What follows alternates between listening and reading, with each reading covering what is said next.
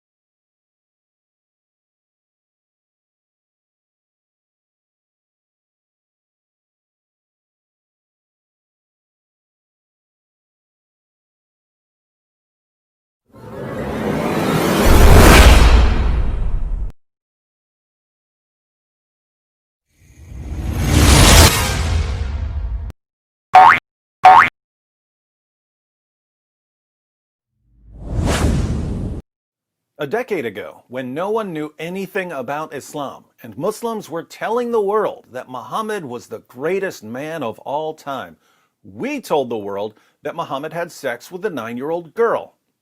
How did Muslims respond? Stop lying! Everyone knows that Aisha was 18 years old when Prophet Muhammad ﷺ had sex with her. We can prove it by cutting and pasting an article by one of the biggest liars of all time. But we kept going. We showed that Islam's most trusted sources agree unanimously that Muhammad had sex with a 9-year-old girl. We showed that the Muslims who were claiming that Aisha was older were lying. Even Muslim scholars had to tell Muslims to stop lying about this. Don't apologize for the truth and don't distort the truth. There are Muslims that try to deny this. Oh, he didn't marry Aisha as a young girl. Ya akhi, look, that's not the way forward. We don't lie for the sake of our religion. Astaghfirullah. We have the truth. We're not going to cover up the truth if people find it embarrassing. This is the reality. Deal with it. After years of us throwing their own sources in their faces, Muslims finally had to admit, well, okay, so Aisha was 9 years old when Prophet Muhammad ﷺ climbed on top of her. So what? At least she had reached puberty. And now we're exposing that lie in two ways. First, we show from the hadith that Aisha hadn't reached puberty. Second, we show that the Quran itself allows men to marry, have sex with, and divorce girls all before they've reached the age of puberty. How do Muslims respond when we show them that the Quran allows men to have sex with prepubescent girls? Stop lying! When it refers to girls who don't have a menstrual cycle, it means women who have some medical problem, not girls who haven't reached puberty. So we go to their greatest commentators and to the historical background of Surah 65 verse 4, and we show that it's indisputably referring to prepubescent girls. Now we get to the latest Muslim response. Muslims are now admitting that Surah 65 verse 4 of the Quran does indeed allow men to marry and divorce prepubescent girls. But where does it say that the men have sex with the prepubescent girls? Perhaps the men marry the girls before they reach puberty, but then the men wait until the girls reach puberty before having sex with them. Yeah, that's our new response. I'm a Muslim. I've been watching your vids for a while, and you successfully showed that marriage with a prepubescent girl is permitted. You haven't showed that sex with a prepubescent is permitted. Surah At-Talaq, chapter 65, verse 4, doesn't mention sex. It's about divorce. I have yet to find a passage in Quran or Sunnah that allows me to penetrate a 5-year-old girl. Show now. Where in Quran or Sunnah is sex with prepubescent girl allowed? I only see divorce and marriage is allowed. Where? Do I need a microscope to find the passage, Mr. David? That's Dr. David, BFP to you. BFP stands for Breaker of False Prophets. But this is a reasonable question. We know that the Quran allows marriage to prepubescent girls and divorce from prepubescent girls, but how do we know it allows sex with prepubescent girls, apart from Muhammad himself having sex with a prepubescent girl? Everyone comes to the answer, man. Let's review Surah 65, verse 4, which is giving some rules about divorce. If a man is going to divorce his wife, he's supposed to wait a certain amount of time. The waiting period is called the iddah. The verse reads, "And those of your women as have passed the age of monthly courses, for them the iddah, prescribed period, if you have doubt about their periods, is 3 months. And for those who have no courses, i.e. they are still immature, their iddah, prescribed period, is 3 months likewise, except in case of death. And for those who are pregnant, whether they are divorced or their husbands are dead, their iddah, prescribed period, is until they lay down their burden. And whosoever fears Allah and keeps his duty to him, he will make his matter easy for him."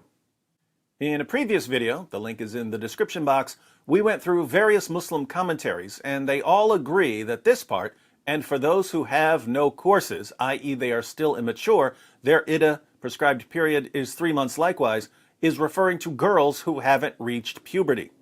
They're too young to have a monthly menstrual cycle. So, Muslim men are allowed to divorce girls who are too young to have a monthly menstrual cycle. Obviously, if Muslim men are allowed to divorce prepubescent girls, they're allowed to marry prepubescent girls. As a rule, you can't divorce them unless you've married them. But how do we know that the men had sex with the prepubescent girls?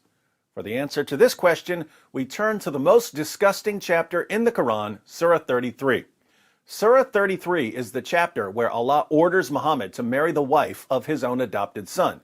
It's the chapter where Allah abolishes adoption, one of the most humane practices in human history, in order to justify Muhammad's marriage to the wife of his own adopted son. It's the chapter where Allah tells Muhammad that he, and he alone, can break the 4-wife limit. It's the chapter that originally included the commands to Muslim women to breastfeed adult men. In case you don't know what that's about, let me clarify. If a man and a woman who aren't married and aren't related have to be around each other for some reason, for instance, if the man works for the woman, how can the woman's husband make sure that his wife isn't committing adultery? Muhammad's followers brought this issue to him, and Allah revealed the answer. The woman should simply breastfeed the man 10 times.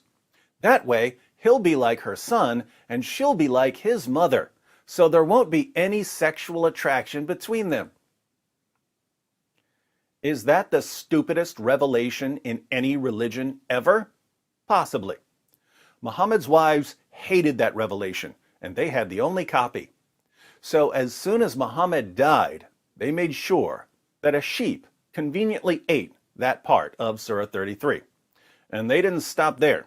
According to Aisha, more than 100 verses were lost from Surah 33 alone. Very strange for a book that's been perfectly preserved. Anyway, also in Surah 33, we have the answer to the question about whether Surah 65 verse 4 is talking about sex with prepubescent girls. Surah 33 verse 49. "O you who believe, when you marry believing women, and then divorce them before you have sexual intercourse with them, no iddah, divorce prescribed period, see Surah 65 verse 4, have you to count in respect of them. So give them a present and set them free, i.e. divorce, in a handsome manner." Did you catch that? If you marry a woman and you divorce her before having sexual intercourse with her, there's no iddah, no waiting period. If you haven't had sex with your wife and you divorce her, there's no iddah. There is no iddah unless you put it in her. But Surah 65 verse 4 says that the iddah for a prepubescent girl is 3 months. Now, if there's no iddah unless you've had sex, and there is an iddah for a prepubescent girl, what does that mean? Premise 1. If there's an iddah, then the husband has had sex with his wife. Premise 2. There's an iddah. What conclusion can we draw? Come on, Muslims, you can get this. This is the most basic argument form there is. It's called modus ponens. If A, then B. A, therefore B. If there's an iddah, then the husband has had sex with his wife. There's an iddah. Conclusion, therefore the husband has had sex with his wife. Since Surah 65 verse 4 of the Quran allows men to divorce prepubescent girls, it also allows men to marry prepubescent girls. And since the Quran gives the iddah for prepubescent girls, and there's no iddah unless their husbands have had sex with them, the Quran allows grown men to have sex with prepubescent girls. Notice, ladies and gentlemen, that we're going through every possible Muslim defense of Muhammad on this issue.